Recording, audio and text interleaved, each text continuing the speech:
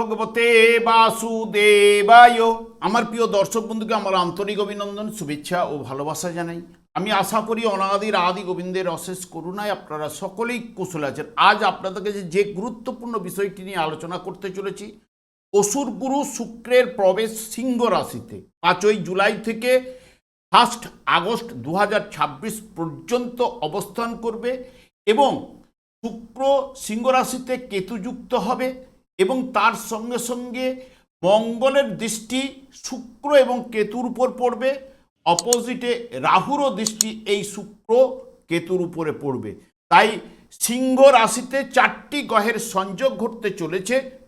মেষ রাশি বা মেষ লগ্নের জাতক জাতিকারা আপনারা কেমন ফল পেতে চলেছেন তা আমি আচার্য কমল শাস্ত্রী এই ভিডিওতে বিস্তারিতভাবে আলোচনা করব। ধৈর্য সহকারে আপনারা ভিডিওটি দেখবেন।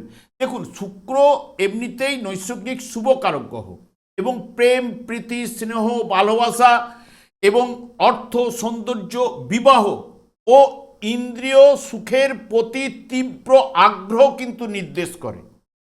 এবং কেতু এখানে এমনিতেই রহস্যপূর্ণ এবং প্রকাশের অভাব, বাধা বিঘ্ন, পঙ্গুত্ব, বিচ্ছেদ, বিশ্বাসঘাতকতা এবং চুরি, ছিনতাই, রাহাজানি, স্বার্থপরতা ইত্যাদি ইত্যাদি নির্দেশ করে।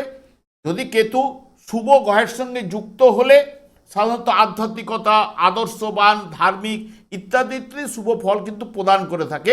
রাহু তেমনি শুভ গ্রহের সংযোগে শুভ প্রভাব বিস্তার ঘটে এবং কেতুও শুভ গ্রহের সংযোগে শুভ প্রভাব বিস্তার ঘটে, অশুভ গ্রহের সঙ্গে অশুভ বিস্তার কিন্তু ঘটায়। এই যে মঙ্গলের মধ্যে কি রয়েছে, বিশেষ করে সাহস, আগ্রহ, আত্মবিশ্বাস, প্রখর বুদ্ধি, দ্রুত চিন্তা শক্তি ইত্যাদি ইত্যাদি নির্দেশ করে। যদি এই মঙ্গল অশুভ হয়ে গেলে কি হয়, কলহ, বিবাদ, মতান্তর, ভুল বুঝাবুঝি, হঠকারিতা, অ্যাক্সিডেন্ট, দুর্ঘটনা বলুন, অপারেশন বলুন এবং কামনা বাসনার দিকে কিন্তু বাড়িয়ে তুলতে পারে। রাহু এমনিতেই রাহু হচ্ছে কামনা বাসনা এবং ভোগেরই কারক গ্রহ এবং অবৈধ সম্পর্ক, ব্যভিচার, সঠতা এগুলো অশুভ হলে কিন্তু এগুলো প্রদান করেই। এবং সিংহ রাশিতে শুক্র কিন্তু সেই মতো শুভ প্রভাব কিন্তু বিস্তার ঘটাতে পারে না, কারণ এটি রবির ঘরে শুক্রের অবস্থান। এবং এই যে কেতু যখনই যুক্ত হচ্ছে, এই শুক্র কেতু সেই মতো কিন্তু শুভ, একজন অসুর গুরু হলেও এবং কেতু হচ্ছে অসুর হলেও এখানে এদের সম্পর্ক কিন্তু সেই মতো কিন্তু শুভ সম্পর্ক নয়।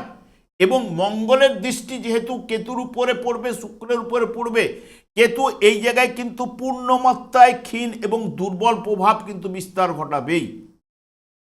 এবং রাহুরও দৃষ্টি পাচ্ছে এবং যেহেতু মেষ রাশি বা মেষ লগ্নের জাতক জাতিকাদের ক্ষেত্রে দেখুন, পঞ্চম ভাবে শুক্র অবস্থান, যে মেষ রাশি বা মেষ লগ্নের দ্বিতীয় ভাবের অধিপতি গ্রহ শুক্র এবং সপ্তম ভাবের অধিপতি গ্রহ, এবং শুক্র যেহেতু পঞ্চম ভাবে অবস্থান করার জন্য একাদশ ভাবের উপর পূর্ণ দৃষ্টি দেবে।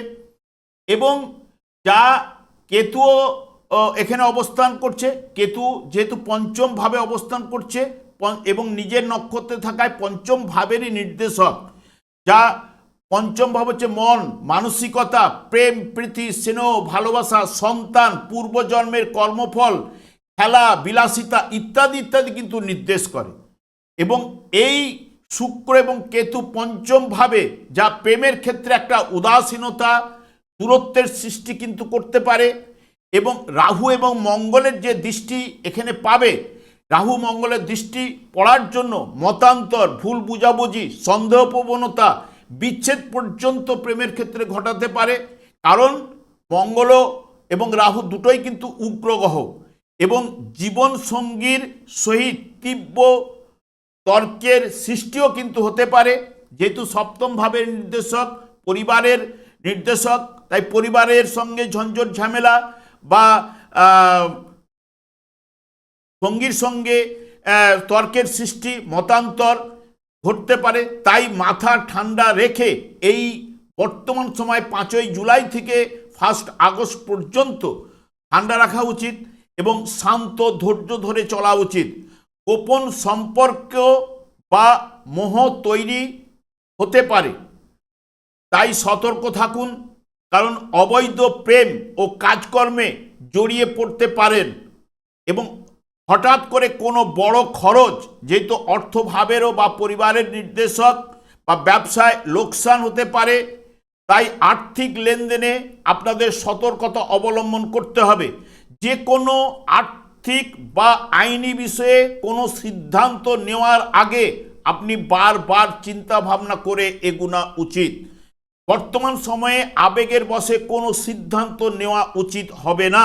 বর্তমানে রাগের কারণে রক্তচাপ আপনার বেড়ে যেতে পারে, অ্যালার্জি জাতীয় কোনো সমস্যা আপনার মধ্যে কিন্তু দেখা দিতে পারে। বর্তমানে অনেকের ক্ষেত্রে একাকিত্ব, মানসিক বিভ্রান্তি কাজ করতে পারে বা মানসিক চাপেরও সৃষ্টি হতে পারে। মেষ রাশি বা মেষ লগ্নের জাতক জাতিকাদের এই সময় সতর্ক থাকা উচিত এবং সন্তানদের উপর পুরো মাত্রায় নজর রাখা কিন্তু উচিত। এবং পূর্বজন্মে আপনি যদি সৎ থাকেন এবং কারো উপকার করে থাকেন, তবে বর্তমান সময়ে আচমকা আপনার আর্থিক লাভ কিন্তু ঘটতে পারে।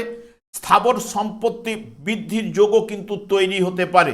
তবে যাদের এইদেরই যদি দশা অন্তর্দশা চলে, তাদের ক্ষেত্রে যতটা পারবেন, এই যে ধরুন মঙ্গলের দশা বা শুক্র, কেতু বা রাহুর, এদের দশা অন্তর্দশা চললে সতর্কতা অবলম্বন করা এই মুহূর্তে কিন্তু ভালো।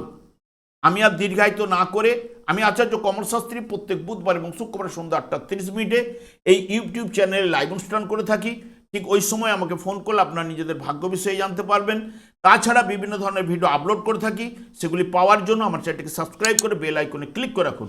যখন আমি লাইভ অনুষ্ঠান বা যে কোনো ভিডিও আপলোড করলে আপনাদেরকে নোটিফিকেশন পৌঁছে যাবে। আমি অনাদির আদি গোবিন্দের প্রার্থনা করি আপনারা ভালো থাকুন, সুস্থ থাকুন, আনন্দে থাকুন। আজ এই পর্যন্ত, পরে ভিডিও দেখা হচ্ছে। নমস্কার।